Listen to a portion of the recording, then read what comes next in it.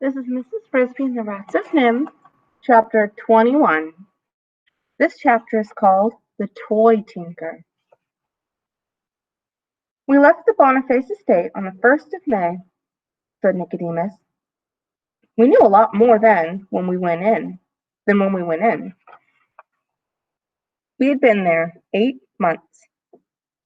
Then, said Justin, we found the toy tinker. They were back in Nicodemus's office. Mr. H's, having rested, sat with them.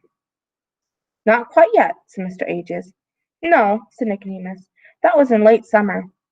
When we first got out, we began searching for a place to live permanently, or at least a place where we could stay as long as we wanted.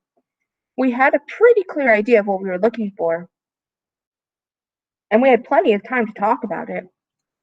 On the long winter evenings in the library between reading books. And what reading we did! We knew very little about the world, you see, and we were curious. We learned about astronomy, about electricity, biology, mathematics, music, and art. I even read quite a few books on poetry and liked it pretty well. But what I liked best was history. I read about the ancient Egyptians, the Greeks and Romans, the Dark Ages, and old civilizations that fell apart, and the only people who could read and write were monks. They lived apart in monasteries. They led the simplest kinds of lives and studied and wrote. They grew their own food, built their own houses and furniture. They even made their own tools and their own paper. Reading about that, I began getting some ideas of how we might live. Most of the books were about people.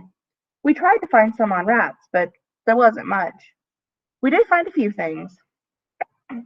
There were 2 sets of encyclopedias that had sections on rats. From them we learned that we were about the most hated animals on earth, except maybe snakes and germs. That seemed strange to us and unjust, especially when we learned that some of our close cousins, squirrels for instance, and rabbits, were well liked.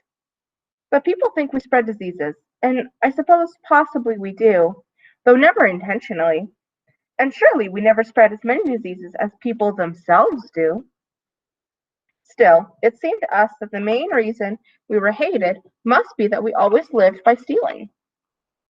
From the earliest times, rats lived around the edges of human cities and farms, stowed away on men's ships, gnawed holes in their floors, and stole their food.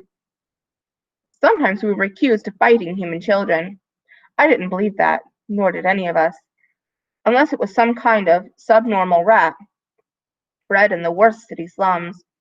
And that, of course, can happen to people too. Had we then no use at all in this world? One encyclopedia had a sentence of praise for us. The common rat is highly valued as an experimental animal in medical research due to its toughness, intelligence, versatility, and biologically similar to man. We knew quite a bit about that already. There was one book, written by a famous scientist, that had a chapter about rats. Millions of years ago, he said, rats seemed to be ahead of all other animals, seemed to be making a civilization on their own. They were well organized and built quite a complicated village in the fields. Their descendants today are the rats known as prairie dogs. But somehow it didn't work out. The scientists thought maybe it was because rats' lives were too easy. While the other animals, especially the monkeys, were living in the woods, getting tougher and smarter, prairie dogs grew soft and lazy and made no more progress. Eventually, the monkeys came out of the woods, walking on their hind legs, and took over the prairies and almost everything else. It was then that the rats were driven to become scavengers and thieves, living on the fringes of a world run by men. Still, it was interesting to us that for a while at least, the rats had been ahead. We wondered, if they'd stayed ahead, if they'd gone on and developed real civilization, what would it have been like? Would rats, too, have shed their tails and learned to walk erect? Would they have made tools? Probably, though we thought not so soon and not so many. A rat has a natural set of tools that a monkey lacks. Sharp, pointed teeth that never stop growing. Consider what the beavers could build with no tools but their rodent teeth. Surely rats would have developed reading and writing, judging by the way we took to it. But what about machines? What about cars and airplanes? Maybe not airplanes. After all, monkeys living in trees must have felt the need to fly, must have envied the birds around them. Rats do not have that instinct. In the same way, a rat civilization would probably have never built skyscrapers, since rats prefer to live underground. But think of the endless subways below subways they would have had. We thought and talked quite a bit about all this, and we realized that a rat civilization, if one ever did grow up, would not necessarily turn out to be anything at all like a human civilization. Fact was, after 8 months at the Boniface estate, none of us was sorry to move out of it. It had given us shelter, free food, and an education, but we were never really comfortable there. Everything in it was designed for animals who looked, moved, and thought differently from the way that we did. Also, it was above ground, and that never felt quite natural to us. So, when we left, we decided that our new home should be underground, preferably, if, if we could find it, a cave. But where? We thought hard, studied maps and atlases. There were plenty of those in the study. We reached some conclusions finally. To find a cave, we would have to go where there are mountains, and there aren't many caves in the flatlands. And as for food, it would have to be near a town, or even better, a farm. So we wanted to find a farm, preferably a big one, with a big barn and silos full of grain, near the mountains. We studied the map some more, and it was Jenner, I think, who spotted this area as a good place to look. On the map, a big part of it was covered with the contour lines that show mountains, and across these were written the words Thorn Mountains National Forest. Beneath that, in smaller letters, it said Protected Wilderness Preserve. Bordering this, there were mountains turned to foothills, and the map showed rolling country with quite a few roads, but hardly any towns, which we thought ought to mean farmland. We were right, of course, as you know. It took us 2 months of steady traveling to get to Thorn Mountains National Forest, but we found it. We're under the edge of it right now, and there are plenty of caves, most of them never visited by people, because people aren't allowed to drive into a wilderness preserve.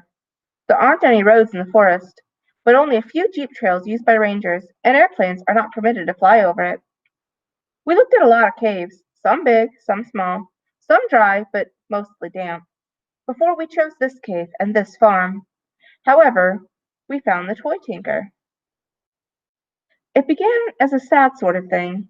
We found an old man lying in the woods one morning, near one of the jeep trails not far from here, and he was dead. We don't know what he died of. We guessed it must have been a heart attack. He was dressed in a black suit, old-fashioned in style, but neat, not ragged. His hair was white, and his face looked gentle. I wondered who he was, and where he was going, Justin said. Whoever he was, Jenner said, he wasn't supposed to be here at all. We ought to bury him, I said. So we did, not by digging a grave, but by covering him with a high mound of leaves and stones and twigs and earth. It was in gathering material for this mound that Justin made the second discovery. He was back in the bushes, out of sight. Look here, he called. I found a truck. It was a very ancient truck, with a small round hood, but it had been lovingly polished and was wonderfully shiny. The body was square and large, and had been rebuilt and painted red and gold. It had little windows with white curtains, and between them, lettered in gold, were signs. The Toy Tinker. Toys, repairs, hobby kits, model sets, electric toys, all work guaranteed. Obviously the truck had belonged to the old man. He was a peddler and mender of toys. The red and gold wagon was his shop and his home, and he had driven into the woods to camp for the night. It was against the law, of course, so he concealed the truck behind some bushes and off the trail, under a big beech tree. We could see where he had made a campfire, carefully surrounding it with stones, and clearing away the brush so he would not set the woods afire. Beyond the beech tree, a narrow brook flowed. It was a peaceful spot. We could see what had probably caused the old man's death. One wheel of the truck had sunk into the soft earth and was stuck. A shovel lay near it. He'd been trying to dig it out. The work had been too hard for him. He had started to go for help when he collapsed. This much we could figure out just by looking. Then somebody said, Whose truck is it now? Well, it belongs to his heirs, I said. Whoever they are, said Jenner. He may not even have any. He seems to have been alone. Anyway, said someone else, how would they ever find it? That's true, I said. We don't know who he was, and if we did, we have no way of notifying anyone. So I suppose, if we want, the truck is ours. Why don't we see what's in it?